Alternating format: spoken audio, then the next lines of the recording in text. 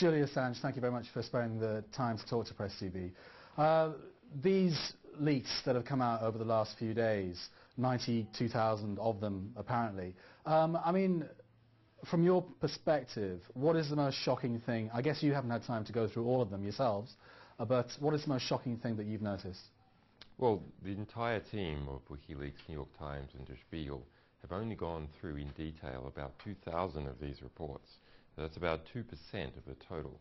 So we really need everyone who has some knowledge and interest in these matters to pour through the material. That is why we released a lot.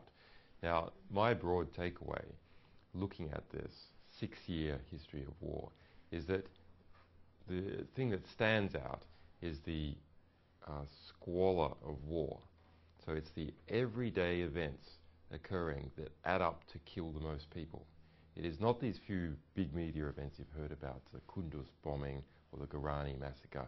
Rather, it is a child killed there, a girl killed in somewhere else, a village hit by a bomb, some troops hit by friendly fire, that is occurring continuously throughout this period. The daily horror of war. The daily horror, and the numbers are going up and up and up and up as time has gone by. So we can see that this has affected, you can see the stories behind the deaths of 20,000 people in this material. We added up the numbers. 20,000 people in these reports since 2004 have been killed. Now there are some specific incidences to mention, but once again it is really the big numbers that are the problem.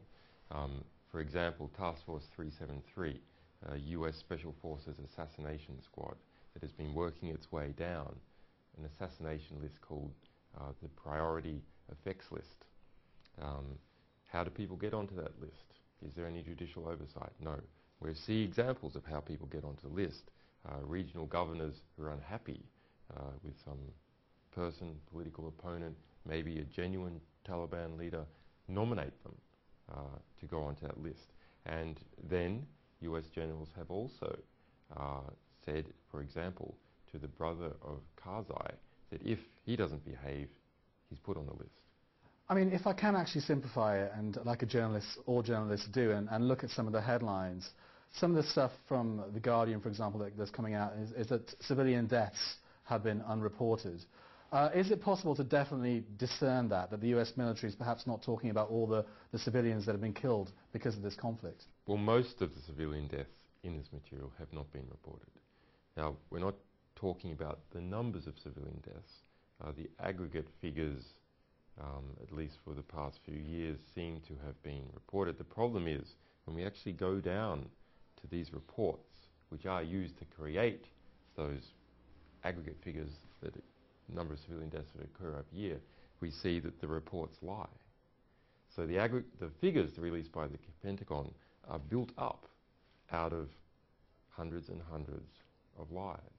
Also, these smaller kill events where 5 people killed or 7 children killed in the case of the Task Force 373 raid, these kills are not released to the media. The big kills do tend to be released. They're hard to cover up. There's just too many people involved. The media usually hears wind of that. But the smaller kills in total kill far more people. And what do you make of the US government's response that, you know, effectively you're kind of putting coalition lives at risk, that you're giving succor to the enemy? Yeah, well, whenever we expose the abuses of an organization, we always see an attempt to distract away from the important message, which is the abuses that have been exposed. But in this case, the material is all at least 7 months old. It is 6 years worth of material, but it ends at the beginning of 2010.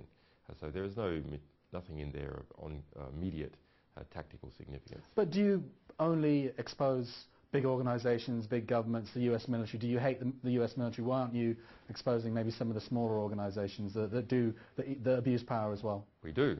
In fact, we've exposed assassinations in Kenya, for which we won the 2009 Amnesty Human Rights Award.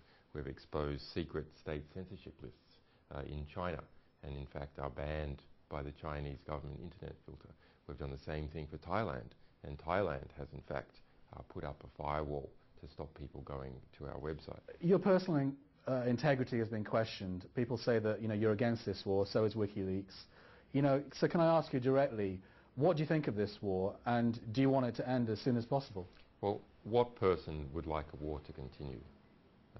We can see that wars sometimes need to be fought for defensive purposes when there's an aggressor, but no one in their right mind would actually want a war to continue if there was a genuine peaceful solution. This war has continued for the past 9 years. We can see from this data for the past 6 years, that's 2/3 of that time, that the violence has been escalating. 16,000 IED events that we added up, 2,000 civilians killed from those IEDs, together with the civilians killed by the US military. This war is going to a bad place. But do you think the Americans should pull out of Afghanistan and the coalition, NATO? My personal opinion, which is not the opinion of our organisation, but my personal opinion is that they shouldn't immediately pull out like this, that would lead to an overrun and a collapse. That rather a deal should be structured with the various players involved to permit a gradual withdrawal back to some parts of Afghanistan. How good do you think this material actually is? I mean, even if all the intelligence leaks are genuine, and ultimately it's only the CIA's opinion, isn't it? It's not a factual record of what happened. Well, it is a factual record of what was said at the time, internally. So that is quite important. We can see what messages were being passed up from the American military to the political leadership.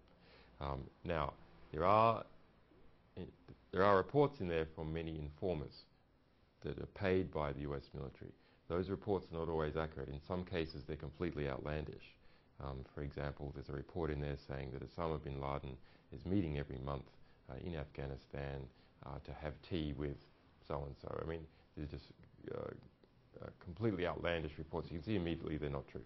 On the other hand, there are a number of other reports from informers, say, in relation to ISI that are so numerous and also correlate to the public record that there does seem to be something in them. I mean, one thing that I found surprising, and maybe Iranians would find surprising, was the alleged support for the Taliban the Iranian government was given. And obviously, Tehran would deny this.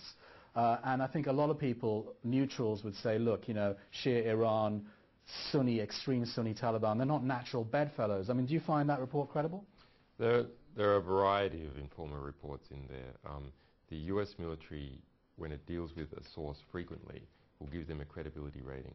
So for some, it has internally reported that they're high credibility, for others low credibility. The one I read in relation to Iranians was the importation of a MANPAD system. That's a shoulder-fired rocket system.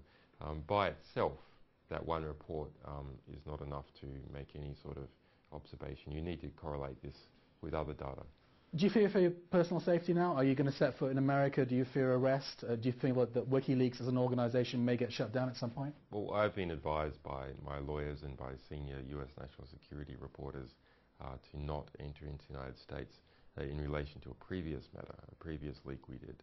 I assume that will work itself through the political system and in some months' time will disappear. How this particular leak falls out still remains to be seen. And finally, I'd like to ask you about investigative journalism. I mean, you're a computer hacker, aren't you? You're not a journalist by trade. You've come up with this... I was a computer hacker when I was 20, but yeah. I wrote my first book when I was 25. So I stand corrected. But what I'm trying to say is that you've come up with this massive scoop. Why aren't, journalists holding their governments? I mean, do you feel that they're not holding their governments to account, in the way that you have just done? Well, clearly, WikiLeaks, although it is a small operation, we only have 5 full-time staff, although we do have 800 volunteers, has been able to draw attention and expose significant crimes in the world.